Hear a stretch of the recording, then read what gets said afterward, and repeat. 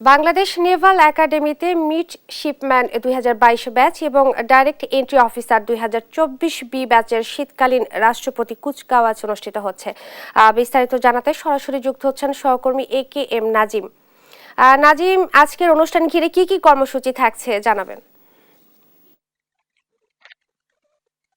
জি, যেমনটা বলছেন, বাংলাদেশ নৌবাহিনীর যে নেভাল একাডেমিতে মিশন ২০২২-এর ব্যাচ এবং ডাইরেক্ট এন্ট্রি অফিসার ২৪-এর ব্যাচে শীতকালীন যে রাষ্ট্রপতির কুচকাওয়াজ সেটি চলছে। সে কুচকাওয়াজে কিন্তু প্রধান অতিথি হিসেবে উপস্থিত আছেন নৌবাহিনীর প্রধান অ্যাডমিরাল এম নাজমুল হাসান। তিনি প্রধান অতিথি হিসেবে উপস্থিত থেকে যে মনোজ্ঞ কুচকাওয়াজ সেটি পরিদর্শন করছেন।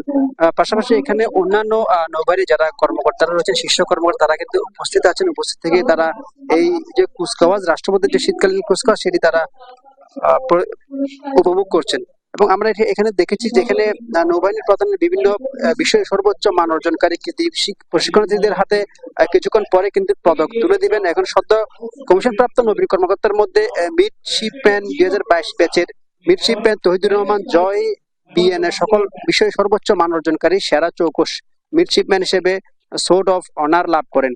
এছাড়া মিডশিপম্যান নাফিস আলবি হক বিএন প্রশিক্ষণের দ্বিতীয় সর্বোচ্চ মান অর্জনকারী হিসেবে নৌপ্রধান স্বর্ণপদক এবং ডাইরেক্টর এন্ট্রি অফিসার ২০২৪ ব্যাচের এন্ট্রি লেফটেন্যান্ট মোহাম্মদ হাসনাতুল্লাহ শিক্ষা বিএনএ শ্রেষ্ঠ ফলাফল অর্জনকারী হিসেবে বীরশ্রেষ্ঠ শহীদ রুহুল আমিন স্বর্ণপদক লাভ করেন। এদেরকে একটু পরে কিন্তু নৌবাহিনীর যিনি প্রধান রয়েছেন তিনি কিন্তু তাদের কাছে বিভিন্ন পদক তুলে দিবেন।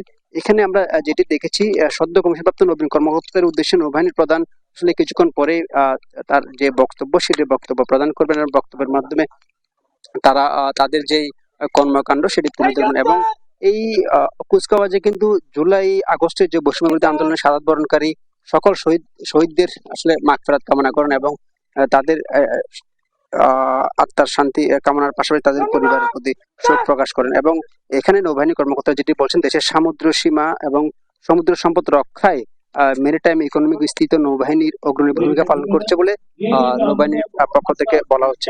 বিশেষ করে দেখছেন যে তাদের যে কুচকাওয়াজ সেটি কিন্তু চলছে। একটু পরেই যারা কমিশন প্রাপ্ত অফিসার রয়েছেন তাদেরকে আসলে পদকগুলো তুলে দিবেন এবং পদকগুলো তুলে দেওয়ার মাধ্যমে কিন্তু তাদের যে আগামীর যে কর্মযজ্ঞ সেটি শুরু হবে।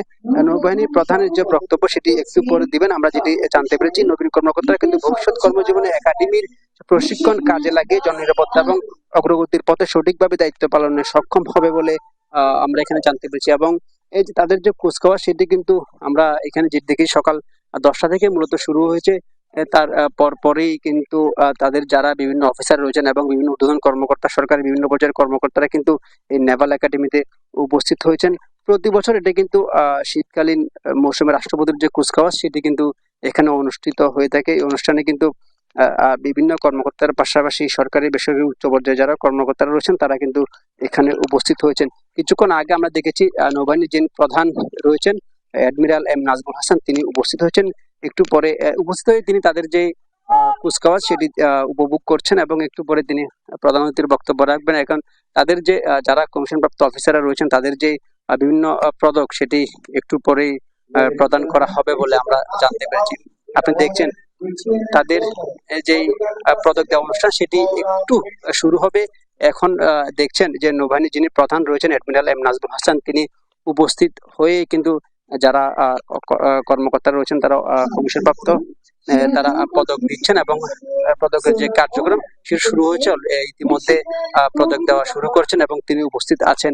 উপস্থিত থেকে কিন্তু নবীন কর্মকর্তাদের মাঝে তাদের যে পদক কার্যক্রম সেটি চালিয়ে যাচ্ছেন। এখানে যারা পদক লাভ করেছেন কমিশনপ্রাপ্ত কর্মকর্তাদের তাদেরকে তারা একটু পরে শপথ গ্রহণ করবেন। দেখছেন তাদেরকে এই তাদের যেই পদক সেটি নৌবাহিনীর প্রধান অ্যাডমিরাল এম নাজমুল হাসান দিচ্ছেন, দেখতে পাচ্ছেন।